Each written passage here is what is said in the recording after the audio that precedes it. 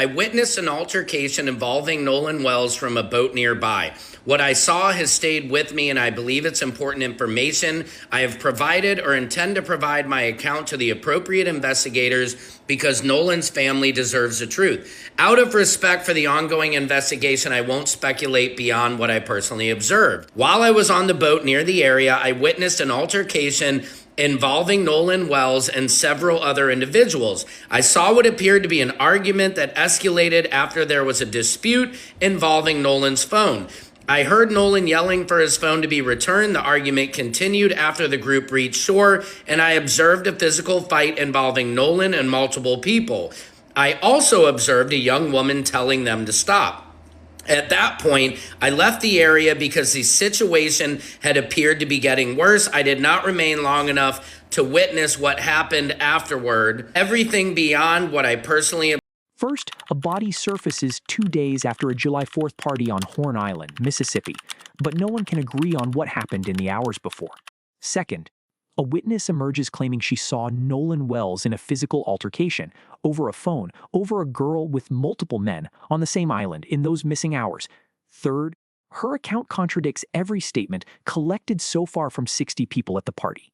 Fourth, the boat authorities searched may not have been the boat Nolan was ever on. And fifth, the autopsy sits complete and sealed while a grand jury decides whether this is drowning or something far darker. Tonight, we separate what's documented from what's rumor and ask the question that actual investigators are wrestling with right now. If there was an altercation just before Nolan Wells died, where is the physical evidence that proves it? Let's start with what we know happened and what timeline exists for it. Nolan Wells, athletic, muscular, in his 20s, spent July 4th, 2026 on Horn Island. Off the coast of Mississippi, he arrived by boat with a group of friends. The party was full, crowded, hot. Everyone was drinking. Around 4:30 p.m., at least 3 boats left the island to head back.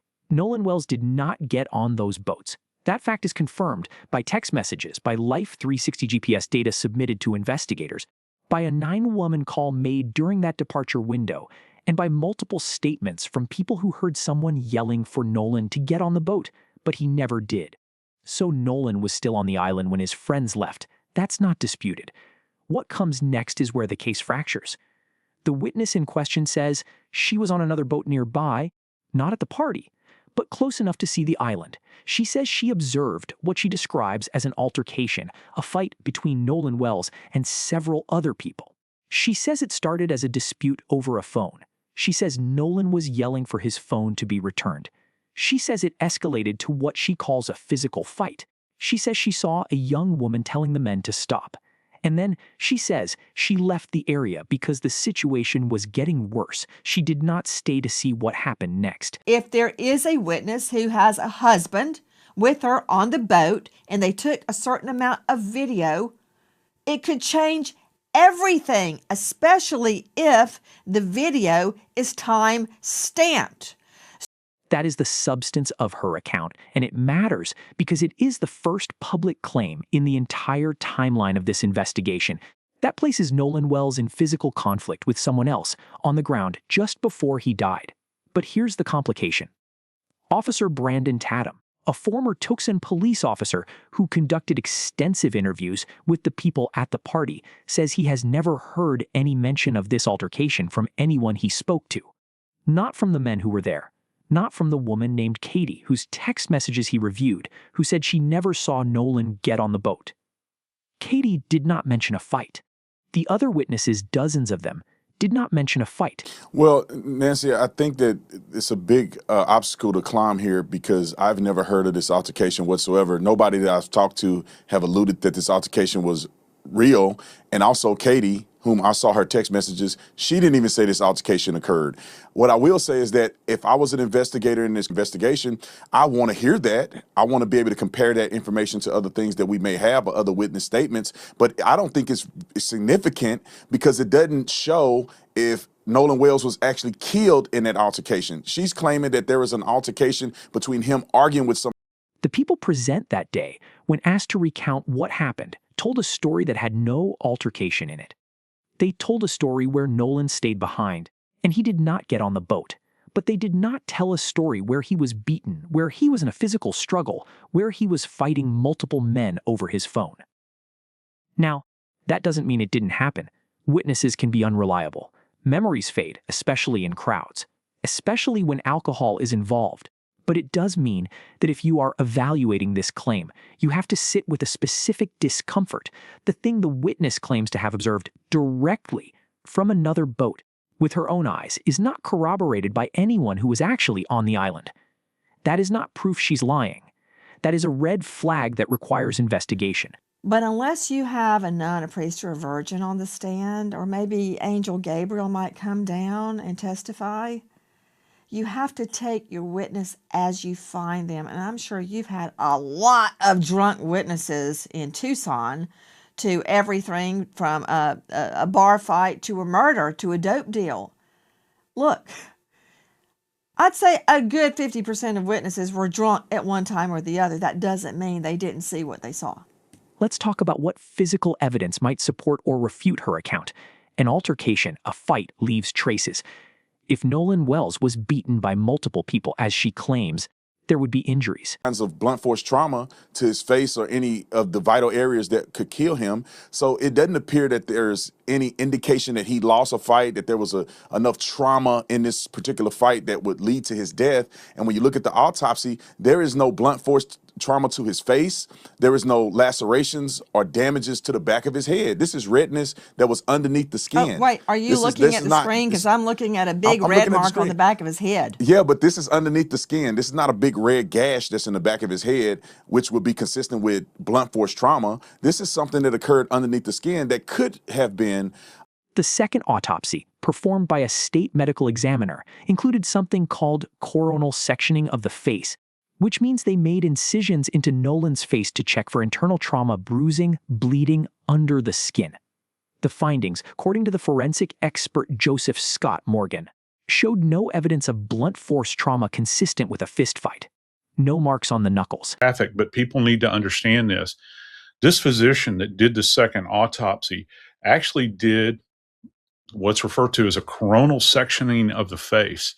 So there were multiple incisions made into Nolan's face in this autopsy, this second autopsy. And this guy didn't see anything. He didn't see anything that was of import relative or indicative of blunt force trauma. And I would think that if there was contact, particularly if he's fighting a group of people, these sorts of things, you're going to have injuries probably on the leading edges, or what we refer to as the blade of the arm right here on the forearm, the back of the hands, the knuckles, those points of contact. And certainly if there's facial strikes going on with him, which we find with blunt force trauma many times with fisticuffs, as you say, you'll see these. No injuries to the forearms, which are where you'd expect to see defensive wounds if someone was fighting multiple attackers. The first autopsy found redness under the skin on the back of his head, but Morgan clarified that this was likely pooling of blood after death, not a fresh injury from impact. Now, decomposition complicates this picture. Nolan's body was in warm water, somewhere between 85 and 88 degrees for at least 2 days. In warm water, decomposition accelerates. Bacterial growth is rapid. Some injuries fade faster than others in that environment. So the absence of visible trauma does not definitively prove there was no fight. But it does shift the burden. If Nolan Wells was in a physical altercation serious enough to be witnessed and described as a fight serious enough to involve multiple men, you would expect to see something. The autopsy results so far have not revealed that something. Here is where the case takes a turn that actually matters for how you evaluate this whole thing. The authorities searched a boat. But witnesses show he used a tied line boat on July 4th. In the MDMR report, right down at the bottom in the yellow, it says tied craft, not tied line. From Sam Crouppen to Ben Dobrin, emergency response diving instructor and trainer. Ben, thank you for being with us. What about the mistake in the name of the boat, if it was in fact a mistake? And could that explain any problem in getting GPS information? Well, absolutely, because they're two different brands of boats. It's like saying, I'm going to search a Ford, and then you go out and search a Chevrolet in a car. They're very different brands of boats. And so if they were searching the wrong boat, then any information on that boat would be the wrong information. So if you're going after the GPS plotter on the Chevrolet, but you want the GPS plotter off of the Ford, they have. The MDMR report, the Marine Department Mineral Resources report, states that the boat they searched on July 8th was called a Tide craft. But witnesses from the party say that Nolan and his group arrived on a Tide Line boat. Those are two different brands, two different vessels. If they searched the wrong boat, then any GPS information they pulled from that boat, any evidence they collected from it, any forensic work they did on it, would be the wrong evidence. It would be evidence from the wrong vehicle. Kind of answer your question about the boat searches. It's partially irrelevant depending on the investigation and the interviews that they've done. There is no indication that there was a crime committed on any one of these boats. When you have 60 people that have already given statements to law enforcement, you have the young men that I interviewed that were on their boat that left the island, and then you have people that saw Nolan on the island after they had left. It's no indication that Nolan was on any one of those boats at any point in time and that a murder occurred on those boats. So regardless if they searched them or not, it was offered up for them to use a cadaver dog, but that never occurred. And so I don't. That mistake, if it was a mistake, is significant because it reveals something about the investigation in the early days. Details got muddled. Clarity came later, if it came at all. And that matters when you're evaluating a new witness claim, because it suggests that in the chaos of the first week, important information could have been missed or documented incorrectly or simply overlooked. Let's talk about timing, because timing is where the deepest questions sit. The witness says she saw the altercation. But when? She doesn't give a specific time. She says it happened around the time she was on the boat in that area. The Life 360 data shows the boats left around 7:30 p.m. The 911 call during that departure was made in that window. Police reports reference witnesses who say they saw Nolan on the island around 5 or 6 p.m. after the boats had left. One source, cited by multiple people in this case, is a text message from Katie where she said she did not see Nolan get on the boat. She heard them yelling for him. So the timeline, as documented by technology and by statements, looks like this boats departed 4:30 p.m. Nolan was not on them. Witnesses claim they saw him on the island afterward, sometime in the evening before his body was found on July 6th. Now here's the tension. If the witness saw an altercation, when in that window did it happen? Before 4:30? After? And if it happened after the boats left, who was Nolan fighting? The statement she gave doesn't specify. She saw him fighting with other people. But which other people? The people she might have identified would have left the island on those boats at 40:30. Unless there were other people on the island whose names we don't know. Unless there were other visitors to the island that day that haven't been part of the public record. Reliable witnesses, TMZ reported on this. They said they saw Nolan a little bit before 6 p.m. There was also the young lady, Katie, who sent text messages to one of the boys that I interviewed. I saw the text messages where she alluded to the fact that she did not see Nolan get on the boat. She heard the boys yelling for Nolan to get on the boat. So Nolan never got back on the boat that he came on. So you have the boats leaving. You have a CETO call. You have testimony from everybody on the boat. And all of those things. Let's pause here and acknowledge what's actually happening in this case right now. Jackson County, Mississippi is one of the few jurisdictions in the United States that follows the old Sergeant Code.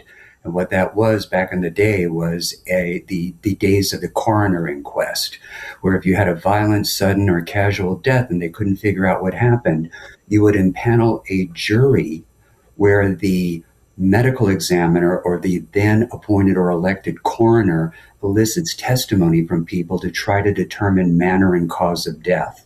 What Mississippi did is they abrogated that and created this hybrid sort of coroner's inquest with grand jury investigation, where the grand jury will decide whether or not a death occurred and if there was a crime. And based on that, they can complete the death certificate with.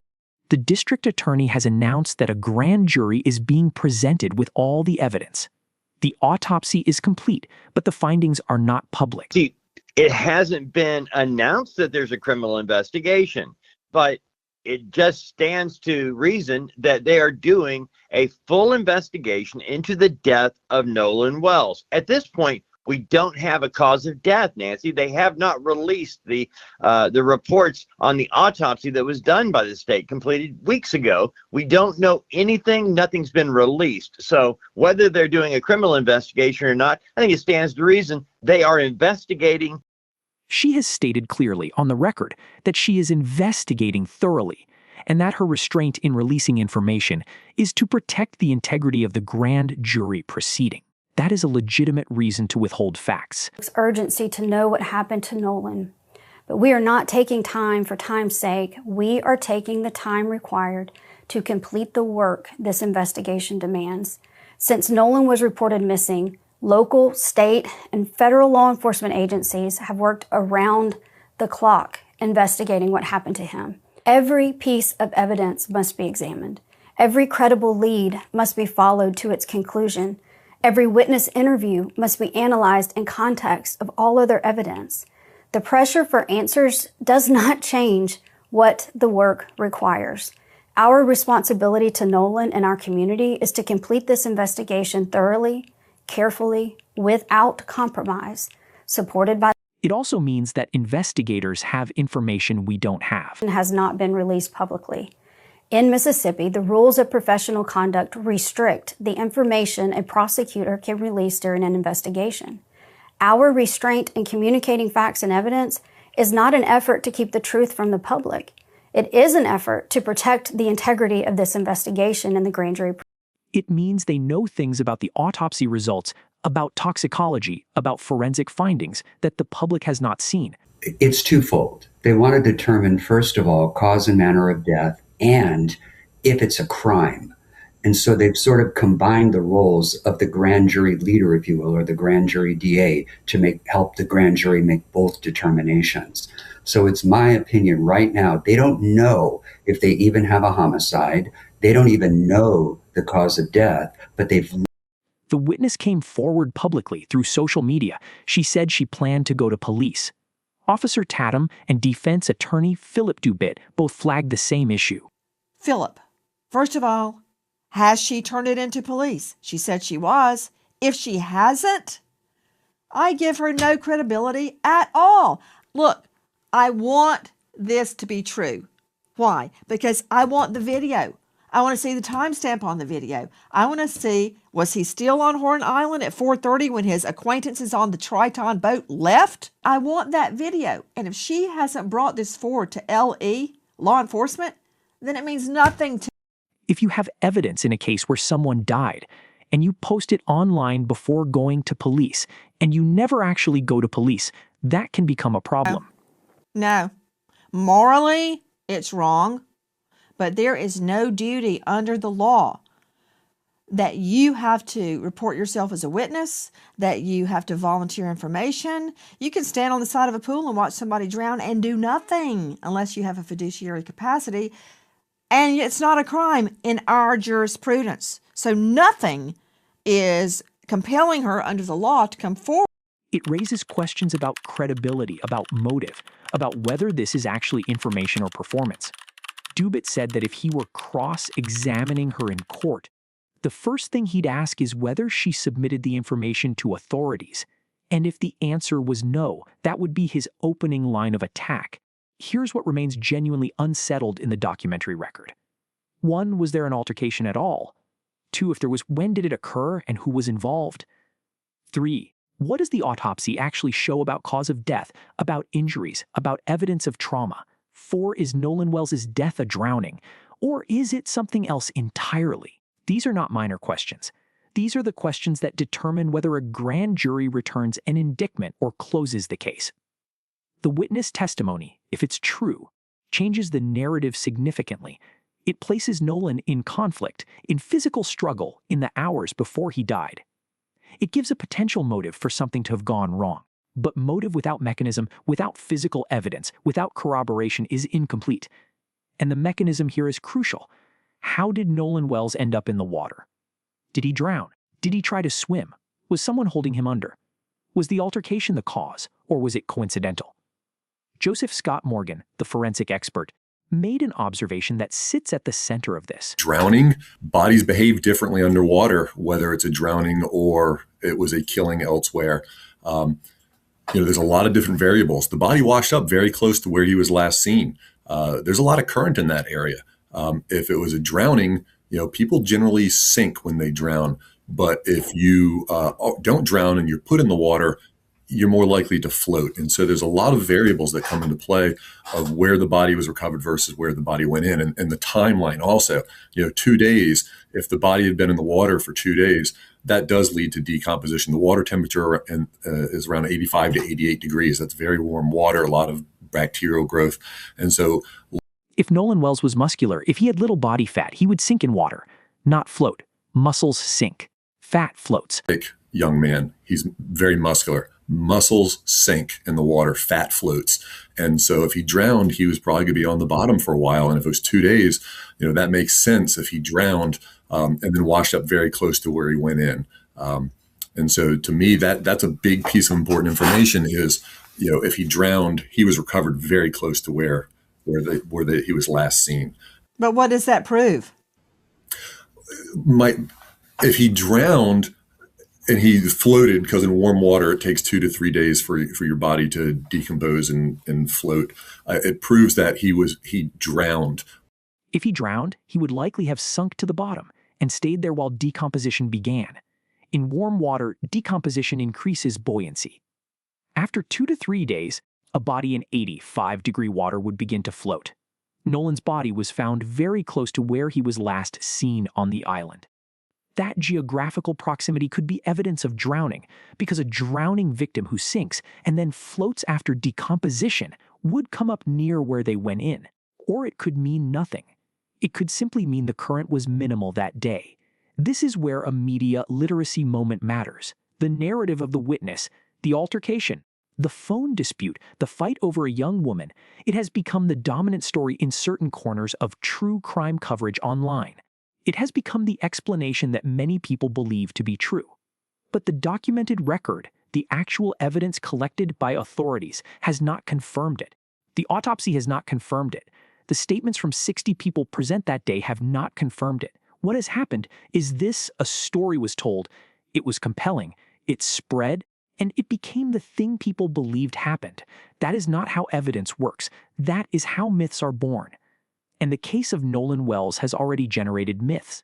There are claims that boats were searched improperly. Some of those claims have merit, some don't. There are claims about cocaine in his system. Those claims are unsubstantiated. There are claims about what the autopsy shows. The autopsy hasn't been released. There are claims that the investigation is a cover-up or that authorities are protecting someone. These are theories, not facts. What we actually know is this: a young man died on July 4th. His body was found on July 6th. The cause and manner of his death have not been officially determined. A grand jury is reviewing evidence. And one witness has come forward claiming she saw an altercation just before he died. That is the fact set. Everything else is interpretation. So here's the open question for you, and I mean this genuinely. If you were evaluating this case, if you were sitting on that grand jury, what would you need to see to move from the witness's claim to a conclusion? You'd need the autopsy results. You'd need toxicology. You'd need to know whether Nolan drowned or whether something else happened. You'd need the witness to provide specifics, the exact time she saw the altercation, the identifying details of the people she saw him with, the video footage she claimed to have. You'd need corroboration from someone else. Anyone else who was there and who could confirm what she saw. You'd need the physical evidence to match the narrative. So the question becomes, if those things don't materialize, if the autopsy shows no signs of trauma, if no other witness corroborates the altercation, if the evidence points to accidental drowning, will you accept that conclusion? Or will the story you've already been told become more real to you than the evidence ever could? This is real. The district attorney has promised a thorough investigation. The grand jury will make its determination based on evidence, not on what's spread online, not on theories, not on stories told by witnesses who may or may not have seen what they claim they saw. The investigation will take the time it takes. Answers will come, but they will come when the evidence is ready, not when the public demands them. Nolan Wells deserves that kind of investigation. His family deserves answers that are rooted in fact, not in what feels true or what makes the best story. What happened in those final hours on Horn Island, whether there was an altercation or not, whether he drowned or whether something else occurred, those are questions the investigation will answer. We wait for the autopsy. We wait for the grand jury. We wait for the documented record to tell us what actually happened. Until then, here's what we know for certain: a young man died, his body was found, and one person claims she witnessed something that might explain why. Whether that claim holds up under scrutiny, whether the evidence supports it, that's the story still being written. Keep watching. The next development in this case could change everything.